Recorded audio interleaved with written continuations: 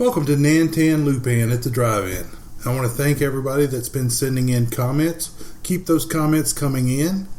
Email me at comments@snarkymoviereviews.com. Today I'm continuing the October 2014 Frankenstein line with a real laugh-out-loud comedy. This movie that follows the Mary Shelley storyline is largely a parody of The Bride of Frankenstein.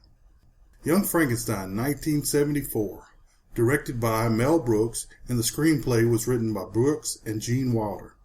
Should I stop here? Have you heard enough to know it's funny? If not, you might not be familiar with Brooks and Wilder. I guess I'll start with Brooks, but I will never be able to do him justice. Brooks came up in the late 1950s/60s television writing rooms. The contacts and collaborations he experienced during this time helped lay the foundation for his later directorial success. In 1982, Brooks's production company created My Favorite Year, which was loosely based on a meeting between Brooks and an aging Errol Flynn. The movie is pretty funny, and Peter O'Toole is quite good as the has-been alcoholic actor. My Favorite Year was directed by Richard Benjamin, whom I mentioned in the In Harm's Way podcast. He is married to Paula Prentice, and he played Von Helsing in the 1979 Love at First Bite, where he tried to protect his girlfriend from the bite of George Hamilton as Count Dracula. Good luck. Before I go any further, and because I'm skipping all the stage and television stuff, I want to say one thing. EGOT. Can you say EGOT? I know you could. Brooks had an Emmy, a Grammy, an Oscar, and a Tony. Whatever a Tony is. I'll only talk about a few of the movies that Brooks directed because it would go on too long if I reviewed all of his directing, acting, and producing. In 1967, he directed The Producers, a film that showed two producers trying to make a play about Hitler and were sure that it was going to flop but ended up with a hit. In 1974, Brooks directed what may be the funniest comedy ever if Young Frankenstein is not. Blazing Saddles roared onto the screen and proceeded to poke fun at every racial stereotype. Saddles borrowed heavily from Destry Rides Again, 1939, where Jimmy Stewart played an easygoing lawman, and Marlene Dietrich was great as Frenchie, the barroom singer with a heart of gold. Sounds familiar with Madeline Kahn as Lily von Stoop, a.k.a. the Teutonic Twat. They did do a remake of Destry Rides Again called Destry in 1954, starring World War II's most decorated soldier, Audie Murphy, as the lawman, but it did not have the light feel of the first one or the comedy of Saddles. In 1976, Brooks directed Silent Movie, and it's not one of my favorites. It's worth mentioning that the only word spoken in the movie was Non by Marcel Marceau, the famous mime. This was also followed in 1977 with High Anxiety, an Alfred Hitchcock send-up. In 1981, Brooks directed History of the World Part 1. I'm still waiting for the second part, as this movie was pretty funny. It began with the dawn of humans with masturbating apes and continued through the French Revolution. This movie had such an effect on modern culture in that its line, quote, "It's good to be the king," unquote, is now in common usage. Really hitting his full directing stride, he released an oddly timed Star Wars spoof with Spaceballs in 1987, followed by Robin Hood Men in Tights, 1993, and Dracula Dead and Loving It, 1995. I'm partial to the 1993 To Be or Not to Be, which is a comedy version of the 1942 film with the same name, where a Polish acting troupe engages in espionage during the Nazi occupation. Brooks's wife, Anne Bancroft, Mrs. Robinson, played the female lead. Before co-writer Gene Wilder agreed to star in Blazing Saddles, he had Brooks agree to make what was to become Young Frankenstein. Wilder is most widely known for the title role in Willy Wonka and the Chocolate Factory, 1971. Wilder is iconic in this role, making it impossible for me to watch other actors turn in a lesser performance. In Blazing Saddles, he played Jim, a besotted ex-gunfighter who liked to screw and play chess. In addition to the film in 1975, he played the title role in The Adventures of Sherlock Holmes' smarter brother. Funny, but not as funny as this movie or Saddles.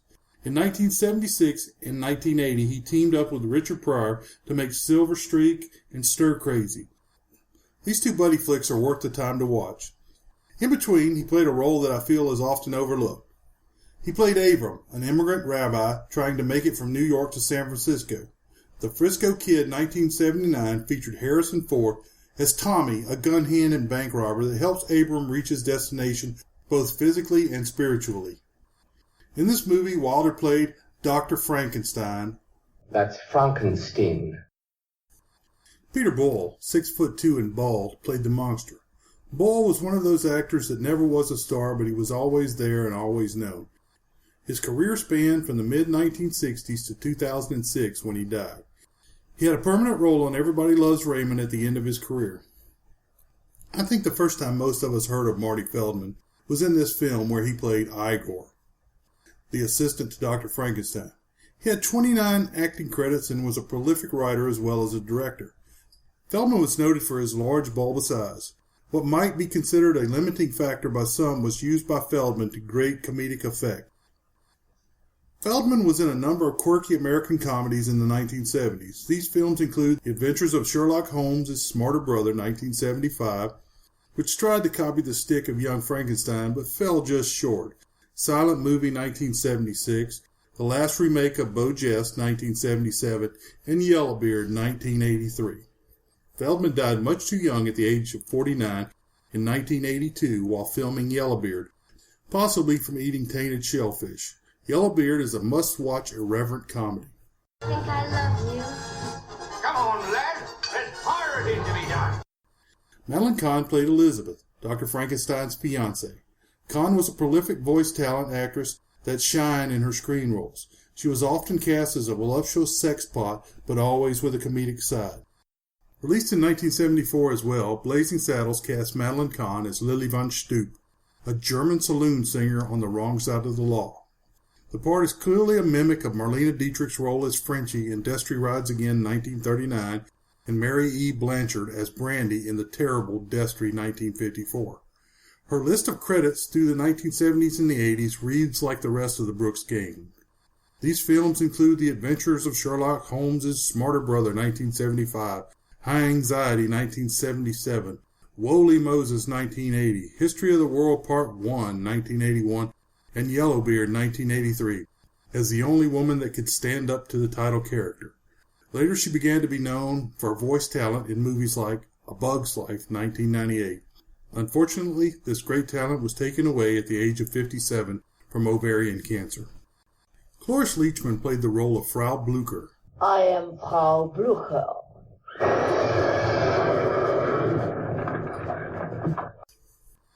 Leachman was primarily a television actress. She is well known as Mary Richards' landlord on The Mary Tyler Moore Show, 1970 to 77. She had a spin-off called Phyllis from 1975 to 1977, and occasionally appeared on Rhoda, 1974 to 78, another Mary Tyler Moore spin-off. She had occasional movie roles that included Butch Cassidy and the Sundance Kid, 1969, this and two other Mel Brooks movies, High Anxiety, 1977, and History of the World Part 1, 1981. I think one of her better roles was as the alcoholic mother in Spanglish, 2004. Teri Garr played the role of Inga, Dr. Frankenstein's lab assistant. Before I go any further, I will proclaim my crush in case I start gushing.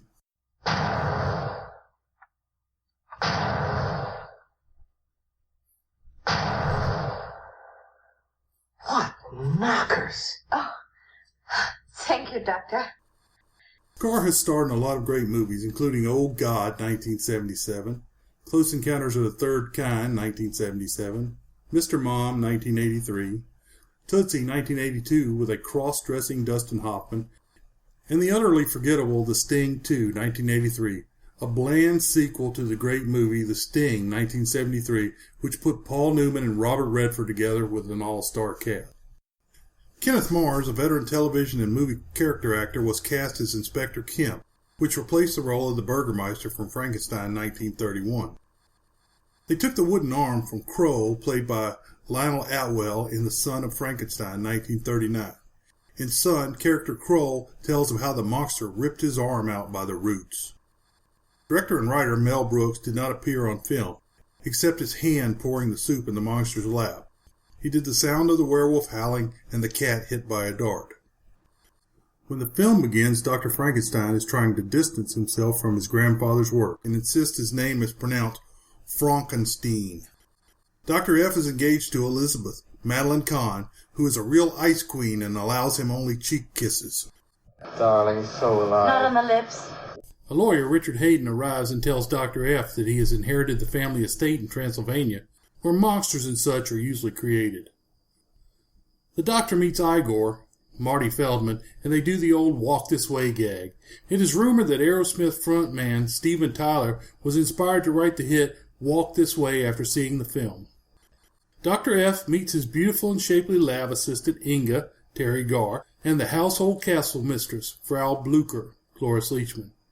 When Igor hears Dr. F pronounce his name Frankenstein, he then insists that his name is pronounced Igor. You must be Igor. No, it's pronounced Igor. Inga and Dr. F discover the entrance to his grandfather's lab. They have a little class on following directions. Put the candle back. After looking over his grandfather's notes, Dr. F decides he can create life. He and Igor rob the grave of a giant corpse. He sends Igor away to steal the brain of a brilliant scientist, but Igor sees himself in the mirror as the lightning flashes, and he drops the brain.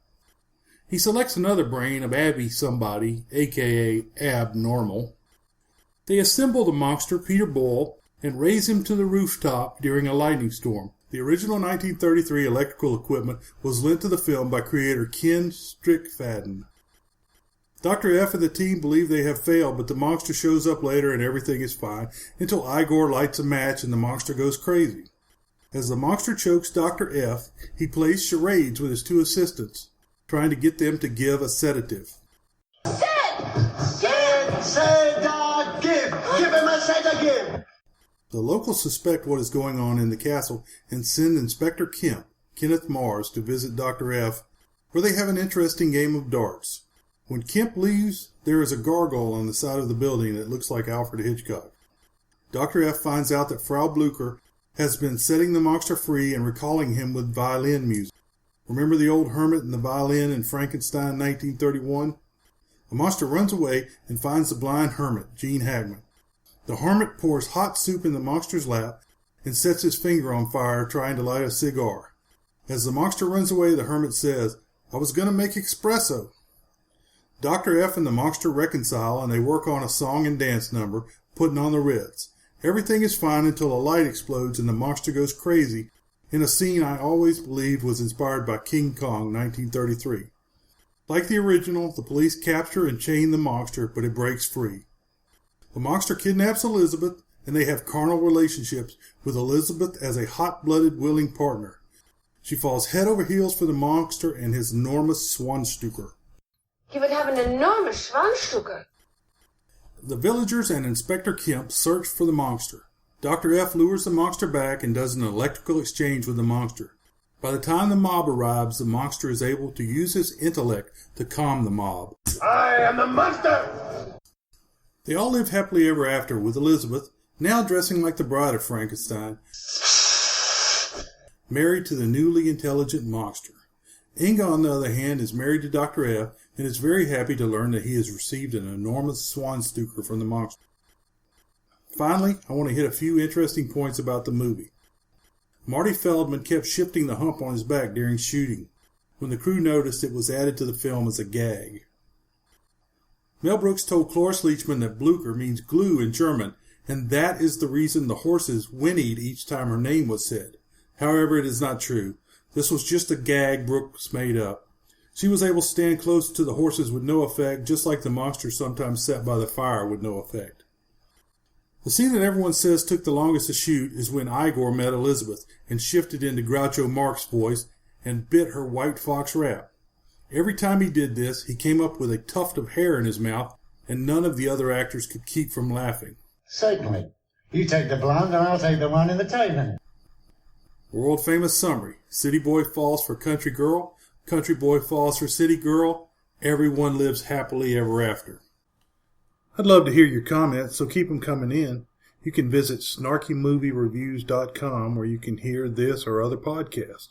You can also follow us on Twitter, Facebook, or WordPress, whatever suits you best. You can subscribe to the podcast feeds at iTunes or at Stitcher, both of which have links at snarkymoviereviews.com. SNARK moviereviews.com.